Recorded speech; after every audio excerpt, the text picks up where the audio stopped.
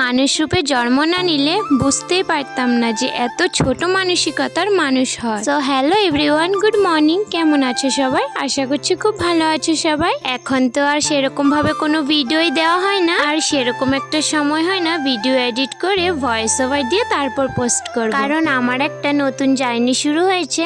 তবে জানি না সেটা কন্টিনিউ করতে পারবো কিনা, তবে সেটা আমি কোনো একটা ভিডিওর মাধ্যমে বলবো। আর ভিডিওটাও ছিল প্রায় অনেক দিন আগে, তবে এরকম প্রায় অনেকগুলো ভিডিও আছে, আস্তে আস্তে এডিট করে আমি শেয়ার করব। আর এই ভিডিওটা হচ্ছে আমরা সবাই মিলে যখন পিসির বাড়ি যাচ্ছিলাম, আর গেলাম হলো আমি, ভনু, পিসিমণি, কারণ দাদাভাই তো বাড়িতে ছিল না, তাই আমরা তিনজন মিলে চলে গেলাম। তো এদিকে দেখো বাড়ির সমস্ত কাজ শেষ করে সকালের খাবার খেয়ে বেরিয়ে পড়লাম আমরা তিনজন মিলে। আমি ভাবলাম যে ভনু আর পিসিমণিকে গিয়ে দিয়ে আসবো, আবার বিকেলে গিয়ে নিয়ে আসবো। সেটা আর হলো কোথায়। যাওয়ার পর তো পিসিমণি আর আসতে দিতেছিল না, তবে আমার কিছু কাজ ছিল, সেই কারণে আমার আসা। তবে হ্যাঁ, কাজগুলো শেষ করার পর আবার পিসিমণির বাড়ি যেতেই হবে। আর এই যে এই বয়স্ক দিদা, এই হচ্ছে আমার পাপার মামি হয়, আমার ঠাম্মা। তো দেখো অল্প কতক্ষণ বসার পর আমি এদিকে বাড়িও চলে এসেছি। বাড়িতে আসারও একটা কারণ আছে। তো এদিকে বাড়ি আসার পরও দেখি এই যে আমাদের আরেক পিসিমা বসে আছেন।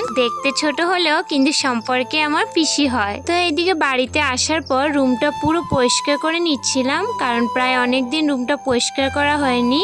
আর আমি প্রথমে বলেছিলাম যে এত ছোট মানসিকতার মানুষ হয়, দেখলে বোঝাই যায় না, সামনে এতটা ভালো দেখাবে যেটা তুমি বুঝতেই পারবে না। তবে হ্যাঁ, কে কি কাজ করছে, কে কি শিখছে, কে কোথায় গেল, কিভাবে করছে, সেটা দেখে লাভ নেই। তবে হ্যাঁ, নিজেকে যদি চেষ্টা করে তাহলে সবকিছুই সম্ভব। তবে কেউ যদি কিছু করতে চায় তাকে উৎসাহ দেওয়াটাই ভালো। তবে তার ভালো দেখে হিংসে করে জ্বলে কোনো লাভ নেই, আর সেই জ্বলাতে কোনোদিন আর যাই হোক উপরে উঠা যায় না। তবে হ্যাঁ, মানুষ রূপে জন্ম নিলেই হয় না, মন বলে কিছু জিনিস থাকতে হয়। তবে জানি না আমি মন বলে জিনিস কি আছে, তবে সেই মনটাকে একটু ভালো কাজের দিকে লাগাও। এসব হিংসা জ্বলন ছেড়ে নিজেও চেষ্টা করো, দেখবে নিজেও করতে পারবে, তখন দেখবে নিজের কাছে সবকিছুই সুন্দর লাগছে। তো যাই হোক, ভিডিওটা কেউ পার্সোনাল ভাবে নেবে না, আর ভিডিওটা আমি কাউকে উদ্দেশ্য করে করিনি।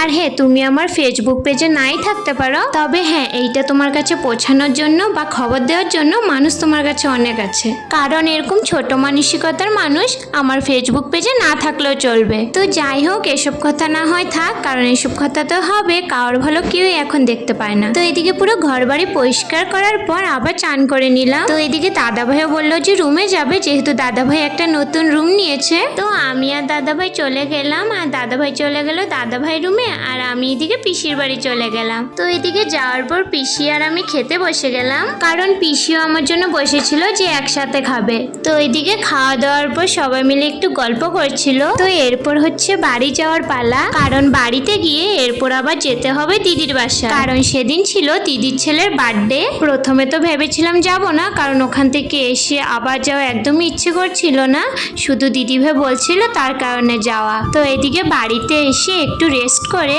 এরপর ভনু আর আমি রেডি হয়ে চলে গেলাম দিদির বাসায়। আর এদিকে পিসিমণি বাড়িই ছিল, কারণ পিসিমণির শরীরটা ভালো লাগছিল না। তো দেখো এদিকে ভনু আর আমি দিদির বাসায় চলে আসলাম। আমি আর ভনু তো প্রায় অনেকটাই দেরি করে গেলাম, তার কারণে কেক কাটিংটা আগে হয়ে গেল।